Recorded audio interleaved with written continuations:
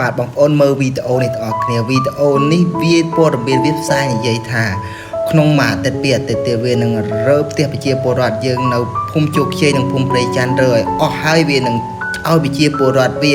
មករស់នៅវានឹងចែកដីហ្នឹងឲ្យប្រជាពលរដ្ឋវាមករស់នៅនឹងហើយវានឹងដាក់ឈ្មោះនៅភូមិជោគជ័យភូមិព្រៃច័ន្ទជាភូមិអភិវឌ្ឍរបស់វាវិញហើយវានឹងបើសិនជាយើងកម្ពុជាយើងមានបញ្ហាតវ៉ាមួយវានឹងមានវិធានការផ្សេងទៀតសម្រាប់កម្ពុជាយើងអញ្ចឹងវាអត់ព្រមជាប់ជាមួយកម្ពុជាយើងទេបងប្អូនវាព័ត៌មានវាទៅផ្សាយអញ្ចឹងខ្ញុំបានតែមកប្រាប់បងប្អូនថាអាចោសៀមនេះវាមនុស្សវាគឺជាលោភលន់ណាស់បងប្អូនទាំងអស់គ្នាវាលោភលន់ខ្លាំងណាស់វាចង់បានតែដីគេទេហើយវានិយាយថាកន្លែងណាដែលវាដណ្ដើមបានគឺកន្លែងហ្នឹងជាទឹកដីរបស់វាថាអញ្ចឹងបងប្អូនចូលស្ដាប់វីដេអូនេះទាំងអស់គ្នាในหมู่บ้านโชคชัยและหมู่บ้านพรอกระจัน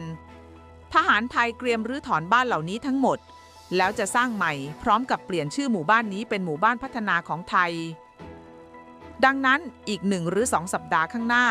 ชาวไทยสามารถเดินทางมาเที่ยวที่นี่ได้โดยเฉพาะอย่างยิ่งเจ้าหน้าที่ในพื้นที่แห่งนี้จะดำเนินการจัดสรรที่ดินให้แก่ชาวไทยในบริเวณนี้เพื่อสร้างที่อยู่อาศัยและจะถือเป็นเขตแดนระหว่างไทยและกัมพูชาตั้งแต่วันนี้เป็นต้นไปตาม